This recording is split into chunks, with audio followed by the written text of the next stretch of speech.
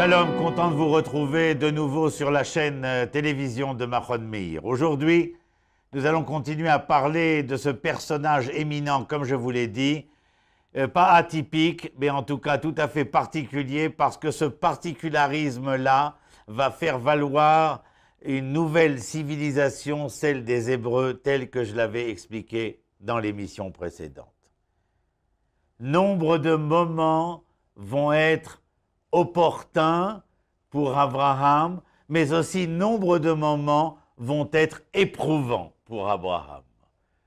Et c'est peut-être, en essayant d'expliquer aujourd'hui l'un de ces moments, peut-être le moment le plus dramatique de l'histoire d'Abraham, que nous allons essayer de comprendre et d'entendre autant qu'il nous sera possible ce que ce personnage avait véritablement à énoncer, à faire savoir, à faire entendre, pas seulement comme l'homme particulier, mais comme celui qui avait accepté de devenir le prototype de cette nouvelle humanité qui s'appelait les Hébreux. L'Éternel va par 10 fois mettre à l'épreuve Abraham. La dernière épreuve, celle qui est la plus connue, elle fut d'ailleurs traitée par nombre d'auteurs éminents, le plus célèbre fut Soren Kierkegaard. Il en Crainte et Tremblement, son livre, pour ceux qui connaissent.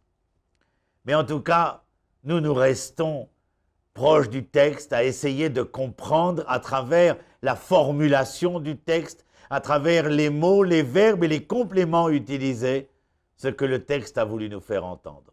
Ce que je vous propose aujourd'hui, c'est de m'accompagner dans cette rencontre avec l'homme éprouvé que fut Abraham et essayer, à travers les mots de la Bible, d'entendre ce que fut cette épreuve.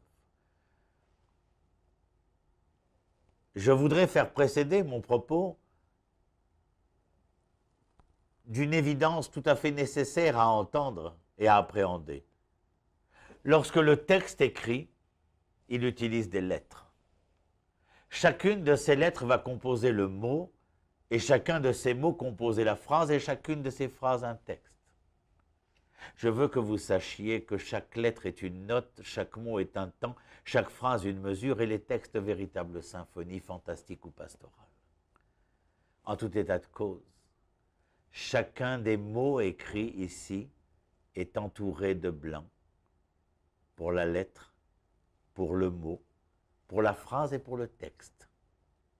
La leçon, c'est que ces espaces sont les non-dits du texte et que quelquefois, si ce n'est bien souvent, le texte a beaucoup plus à nous faire entendre dans les non-dits que dans ce qui est écrit même.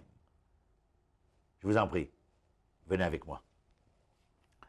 Vaï achar advarim haele vaïlokim nisa et Avraham.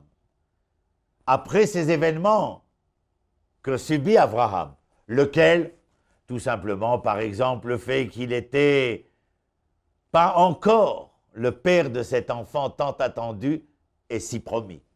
Vaï achar advarim haele, la formulation ici commence par une conjonction, le vav, qui n'est pas conjonction de coordination, mais conjonction de conversion. Elle transforme yehi, c'est-à-dire le verbe être, futur, elle le transforme en passé. D'où nos sages diront, lorsqu'un texte commence par Vayehi, sache que c'est un langage qui n'est pas tellement espérant, tellement optimiste. On s'attend à quelque chose comme une catastrophe ou une épreuve. Par contre, lorsque le texte commence par Veaya, c'est-à-dire le même vav de conversion, avec le verbe être aya au passé, transformer le passé en futur, c'est bien entendu le langage de l'espoir. Le futur en passé, c'est, vous voulez, je vous donne une dénomination, une définition, alors c'est à travers un terme, la nostalgie. Ce n'est pas bon de vivre seulement dans les souvenirs du passé. Mais il est bon de tirer les leçons du passé, comme dans Veaya, pour construire ses lendemains de plus en plus enchanteurs. En tout cas, ici, Vaï achar advarim haele, et ce fut après ces événements-là que l'Éternel à Elohim, qui est le Dieu créateur des lois immuables de la création, c'est-à-dire le Dieu de justice et de rigueur, qui met à l'épreuve Abraham. Vaïlokim, Nissa et Abraham. C'est-à-dire que Abraham est mis à l'épreuve, il sera mis, je vous l'ai dit, 10 fois à l'épreuve. Mais pourquoi est-ce que l'homme a besoin d'être éprouvé? Le mot éprouvé en hébreu, ou plutôt le verbe éprouvé. La racine du verbe éprouvé, c'est nes, nun, samer. Mais n'est-ce pas le miracle? L'étendard. Ce qui veut dire, oh, c'est simple, mais tellement important. Celui qui acceptera l'épreuve, celui qui acceptera d'être éprouvé, si jamais il est capable de traverser l'épreuve qui lui est proposée et d'en ressortir comme vainqueur, alors il ressortira plus grand que lorsqu'il y rentra. Vaïlokim, Nissa et Abraham. Et celui qu'il mit à l'épreuve, c'est Et Abraham. C'est l'essence, comme dit le Ramban Nachmanide au XIIIe siècle, c'est l'essence de l'être d'Abraham. Lorsque je suis l'homme qui accepte de se mesurer à l'épreuve qui lui est proposée, c'est l'homme dans l'être entier qui est remis en question. Et si jamais, comme je l'ai dit précédemment, je réussissais cette épreuve, je n'en ressortirai que grandi. C'est cela que veut l'Éternel dans l'épreuve. Vayomer elav Avram, Vayomer ineni. L'Éternel l'interpelle. Vous vous rappelez, dans la dernière émission, j'avais expliqué que le Vayomer est un langage de tendresse, ce serait celui de la mère, alors que le Vaïdaber serait le langage du père, c'est-à-dire du droit, de la justice et de la rigueur, quand celui de la mère, dans Vayomer, serait celui de la tendresse, de l'amour et du réconfort. D'ailleurs, une fois, une personne au cours d'un de mes cours est venue me susurrer à l'oreille que peut-être le verbe « les morts » serait à l'origine du mot amour en latin, amor, amore, amour. Allez savoir. En tout cas, lorsqu'on utilise le verbe les morts, vayomer, il y a là pas seulement un sous-entendu, mais il y a bien entendu des vagues qui viennent nous caresser dans le sens du poil et nous faire valoir les sentiments qui sont inhérents à ce verbe-là. Vayomer elav Avraham, Vayomer ineni, il l'appelle, il lui dit Avraham, et Avraham répond Ineni. Ineni c'est Ineani, je suis tout entièrement avec toi. Ineani, je suis là dans le Ani tout entier. Vayomer karna et bincha et yeridecha, prends ton fils, ton unique, Asherafta, que tu aimas, prends Yitzhak et va vers la terre de Moria et prends-le, élève-le là-bas comme les Ola, comme un sacrifice. Écoutez bien. Vayomer karna et bincha. En vérité, il y a une virgule après bincha. Vous savez pourquoi? Parce que lorsque l'Éternel, le Midrash, l'exégèse biblique vient nous dire, lorsque l'Éternel lui dit, prends ton fils, Abraham a une question. Lequel? J'en ai deux. Ishmaël, le fils de Hagar, et Yitzhak, le fils de Sarah. Alors il lui dit, et Yechidecha, ton unique, virgule, pour lui dire, enfin, pour qu'Abraham dise à l'Éternel, les deux me sont uniques.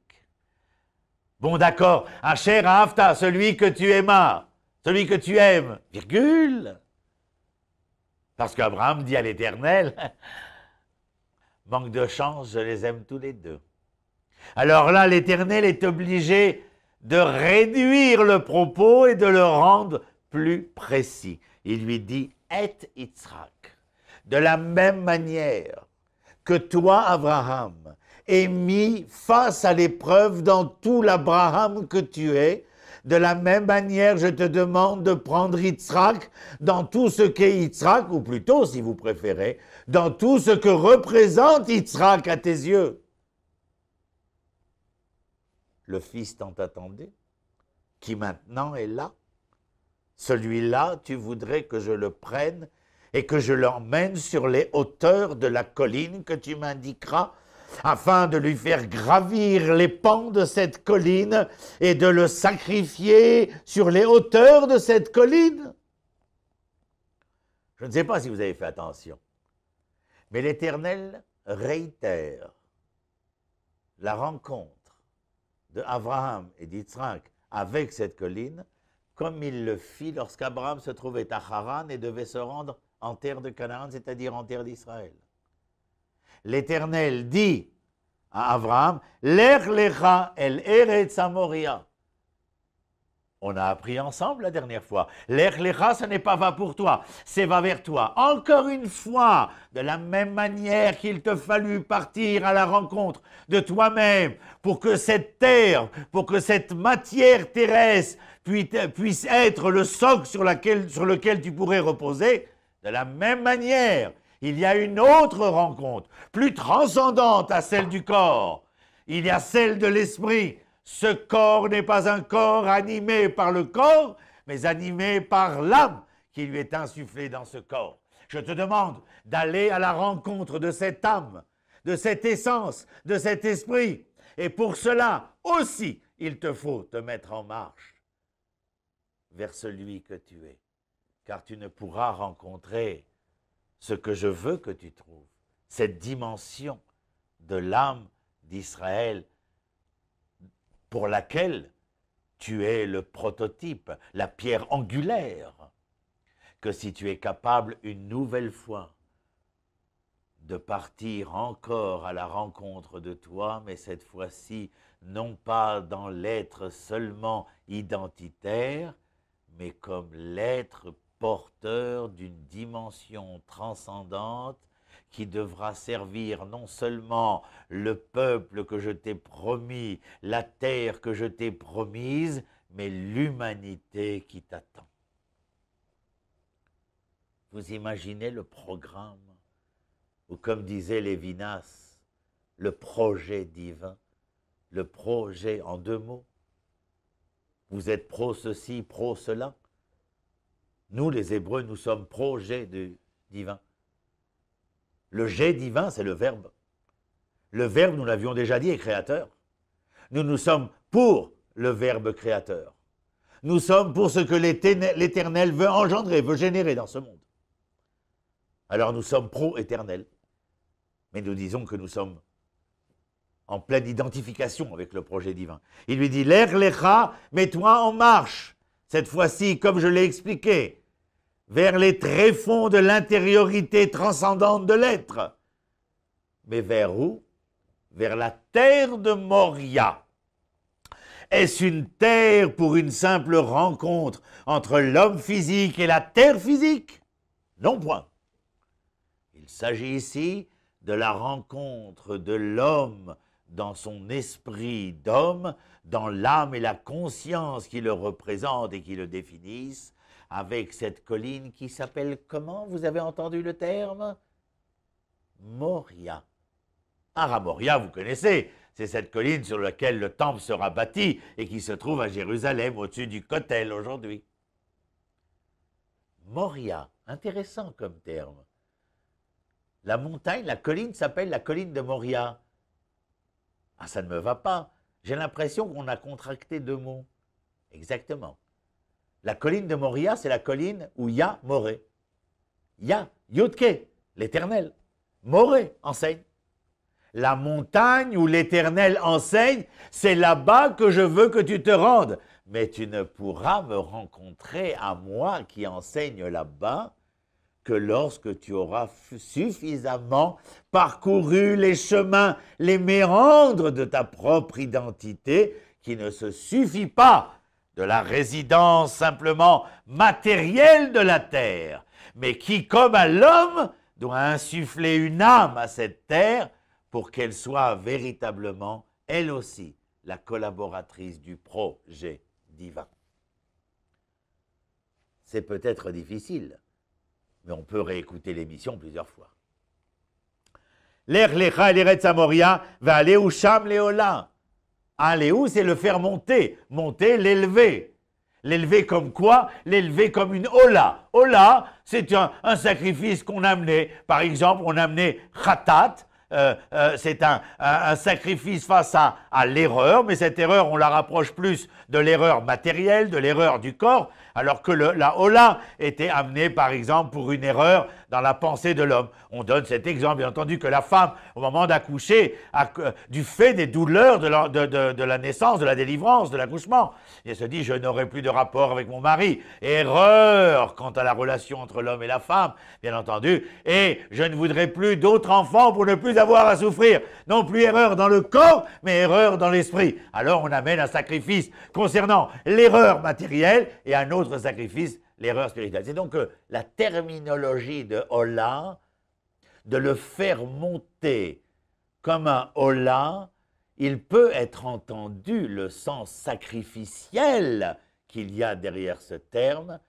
mais je voudrais entendre du fait que l'injonction divine n'est pas de sacrifier Yitzhak. Faites attention, nous ne sommes pas au catéchisme. L'injonction ici est de la code Yitzhak, de ligoter Yitzhak. La Akedat Yitzhak, c'est la ligature de Yitzhak. Et de le faire monter sur cette colline où l'Éternel enseigne, afin de pouvoir entendre quel est ce message-là, mais où la volonté de vouloir entendre quelle est cette leçon, ce message, ce projet divin, doit aller jusqu'à la préséance même d'une volonté de se laisser sacrifier au nom de ce à quoi nous croyons pertinemment. Bien sûr qu'Yitzhak ressortira vivant. Bien sûr qu'Abraham est prêt à aller jusqu'au bout, mais dans son propos à Eliezer et Ishmaël qui sont restés au pied de la colline, il y avait un sous-entendu, nous monterons, nous nous prosternerons, mais nous reviendrons. Comment nous reviendrons? Si tu es tellement persuadé qu'il doit être sacrifié, comment pourrais-tu dire, nous reviendrons, je reviendrai? Dans nous reviendrons, il y a ce propos prophétique qu'il s'agit d'une épreuve, et ou même dans l'épreuve, il faut être prêt à aller jusqu'au bout, jusqu'à la première goutte de sang versée. Vous ne pensez pas que nous y avons été obligés plus d'une fois, bien après la ligature de Yitzhak, jusqu'à il y a quelques dizaines d'années, où nous avons marché au sacrifice. Et à la suite de ce sacrifice, eh bien, s'être remis les deux pieds sur terre en voulant renaître de nos cendres, mais toujours prêt à ce sacrifice éternel. Dieu lui dit, tu le montes là-haut, comme cet Ola, comme cette nouvelle dimension spirituelle. Vayashkem Avraham Baboker, comment Abraham se prépare-t-il à partir, à se mettre en chemin, cette fois-ci vers la montagne où l'Éternel enseigne? Vayashkem, on aurait pu dire qu'il s'est levé, il s'est réveillé. Ici, Vayashkem, c'est que l'homme s'est réveillé en voulant devenir l'homme, celui qui allait être l'acteur de son histoire, celui qui allait épauler son jour, celui qui allait faire que c'est lui qui réveillait le soleil, et non pas le soleil le réveillait. Il y a des civilisations où la matinée est grasse, mais il y a une civilisation où l'homme est capable de se lever et de dire au soleil, lève-toi, c'est moi qui suis le sujet de l'histoire, et je n'accepte en aucun cas de devenir l'objet de l'histoire. Ça aussi, c'est une dimension spirituelle. Cela aussi fait de vous l'être, la civilisation, le peuple, la nation différentielle des autres. Ce n'était pas une terre que nous devions venir chercher. C'était au-delà de la terre. Cette capacité qu'avait l'homme de faire de la terre un être vivant en lui insufflant une nouvelle âme, en faisant que cette terre était tout autant capable que l'homme de faire valoir qu'elle était porteuse d'un verbe et que le verbe était créateur ici. Sacrifice, sacrifice pour pouvoir renaître de ses cendres, comme les phénix le feront, comme le peuple d'Israël l'a fait à tout jamais, aujourd'hui plus que jamais, ayant retrouvé sa langue, son histoire, sa culture et cette terre qui faisait de lui un peuple, une nation qui avait tout à faire dans le concert des nations. Parce qu'il était peut-être le premier violon de cette histoire. À la semaine prochaine.